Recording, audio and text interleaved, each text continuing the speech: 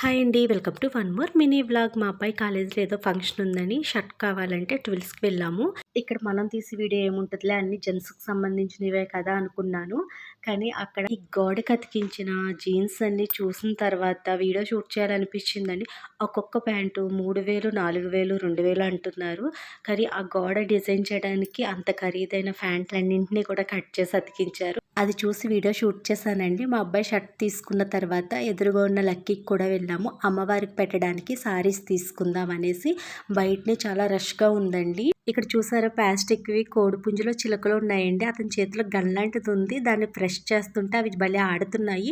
ఇంకా లోపలికి వెళ్ళాము. ఈ జనాన్ని చూసి మా అబ్బాయి అయితే నడిసే మమ్మీ అసలు సారీస్ లేవు, ఏమీ లేవనేసి అయితే తీసుకొచ్చేసాడండి. శ్రావణం కదా, చాలా రష్గా ఉందండి. అసలు వాళ్ళు చూపించే వాళ్ళకి ఏం చూపించాలో అర్థం అవట్లేదు, తీసుకునే వాళ్ళకి ఏం తీసుకోవాలో కూడా తెలీదు, అంత రష్గా ఉంది.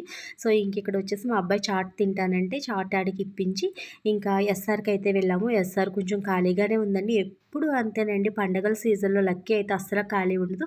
ఇంకా ఎస్ఆర్కి వచ్చేసి ఇక్కడ అమ్మవారికి అనేసి సారీస్ అయితే చూస్తున్నాము. సారీస్ అయితే చాలా బాగున్నాయండి. కాస్ట్ కూడా రీజనబుల్గానే అనిపించింది. ఇప్పుడు ఆఫర్లు కదా, ఇంకా 3 సారీస్ అయితే తీసుకున్నాము. ఇంకా రిటర్న్ ఇంటికి వచ్చేసేటప్పుడు గాజువాక్లోని మింది వెళ్ళే రూట్లో ఈ బజ్జీ బండి అయితే ఉంటుందండి. ఇంకా ఇక్కడ మిర్చి బజ్జీ, నెక్స్ట్ చిన్న క్యాప్సికమ్ బజ్జీ చాలా ఫేమస్ అండి. ఇంకా ఇక్కడ అస్సలు ఖాళీ ఉండదు, చాలా రష్గా ఉంటుంది. వీళ్ళు ఈ బజ్జీతో పాటుగానే మనకి పెరుగు పచ్చడి అయితే వేసిస్తారు.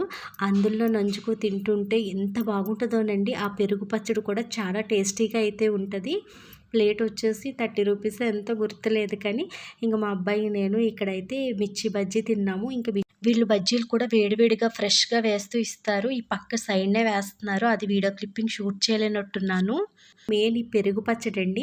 ఇంక ఈ ఉల్లి చట్నీతో తింటూ ఉంటే ఎంత కమ్మగా భలే అనిపిస్తుంది. అసలు మనకి మిర్చి బజ్జీ తిన్న ఫీలే రాదు. అంటే మనకి బయట బజ్జీ బండి దగ్గర అయితే కారంగా ఆ మిర్చి టేస్ట్ అలా తెలుస్తూ ఉంటుంది కదా, ఇక్కడైతే అలా తెలియదు. ఇందులో కారపొడి లాంటి పొడి కూడా వేసిస్తారు. ఆ పొడి వల్ల ఏంటో తెలియదు కానీ భలే అనిపిస్తుంది అండి. ఇక్కడ మిర్చి కూడా చూసారు కదా, చాలా పెద్దవి అయితే ఉంటాయి, చాలా బాగుంటాయి ఇక్కడైతే.